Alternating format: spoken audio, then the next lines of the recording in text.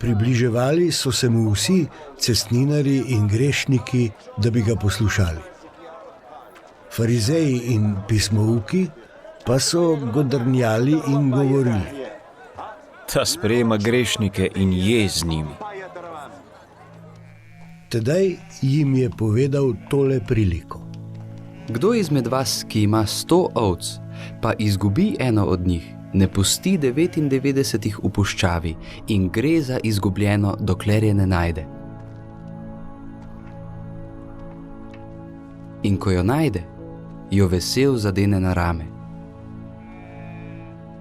Ko pride domov, skliče prijatelje in sosede ter jim pravi: veselite se z menoj, kajti našel sem ovco, ki se je izgubila. Povem vam, prav tako bo v nebesih večje veselje nad enim grešnikom, ki se spreobrne, kakor nad 99 pravičnimi, ki ne potrebujejo spreobrnjenja.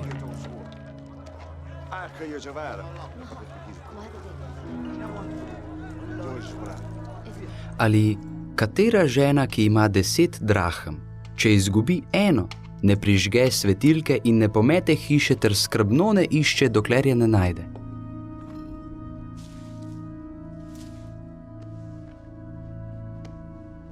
In ko jo najde, skliče prijateljice in sosede ter pravi: veselite se z menoj, kajti našla sem drahmo, ki sem jo izgubila.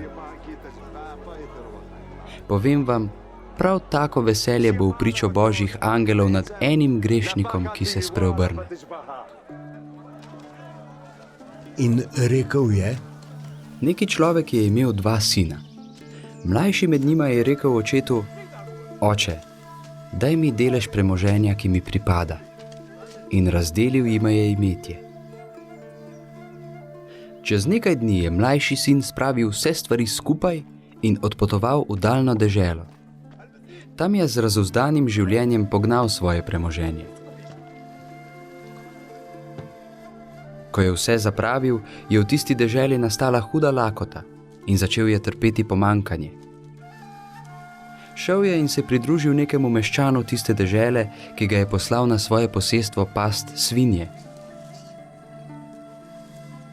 Želel se je nasititi z rožiči, ki so jih jedle svinje, pa mu jih nihče ni dal.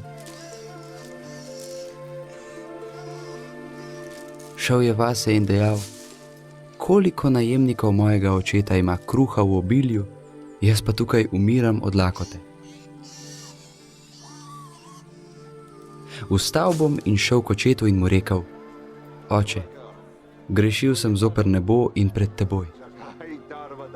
Nisem več vreden, da bi se imenoval tvoj sin. Vzemi me za enega od svojih najemnikov.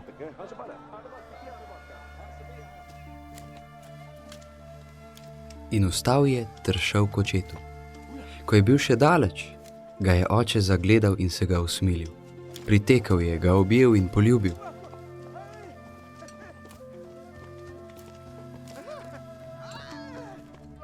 Sin mu je rekel: Oče, grešil sem zoper nebo in pred teboj.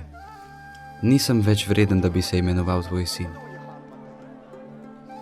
Oče pa je naročil svojim služabnikom: brž prinesite najboljše oblačilo in ga oblecite. Dajte mu prstan na roko in sandale na noge. Pripeljite pitano tele in ga zakoljite ter jejmo in se veselimo. Ta moj sin je bil namreč mrtev in je oživel. Bil je izgubljen in je najden. In začeli so se veseliti.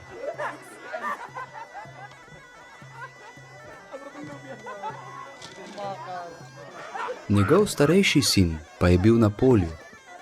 Ko se je domov grede približal k hiši, je zaslišal godbo in ples. Poklical je enega izmed služabnikov in ga vprašal: kaj je to? Ta mu je rekel: tvoj brat je prišel in oče je zaklal pitano tele, ker je dobil zdravega nazaj. Razjezil se je in ni hotel vstopiti. Njegov oče je prišel ven in ga pregovarjal. On pa je očetu odgovoril: glej, toliko let ti služim in nikoli nisem prestopil tvojega ukaza, pa mi nisi še nikoli dal kozliča, da bi se poveselil s svojimi prijatelji. Ko pa je prišel ta tvoj sin, ki je z vlačugami uničil tvoje premoženje, si mu zaklal pitano tele. On pa je rekel: otrok, ti si vedno pri meni in vse, kar je moje, je tvoje. Poveseliti in uzradostiti pa se je bilo treba, ker je bil ta tvoj brat mrtev in je oživel, ker je bil izgubljen in je najden.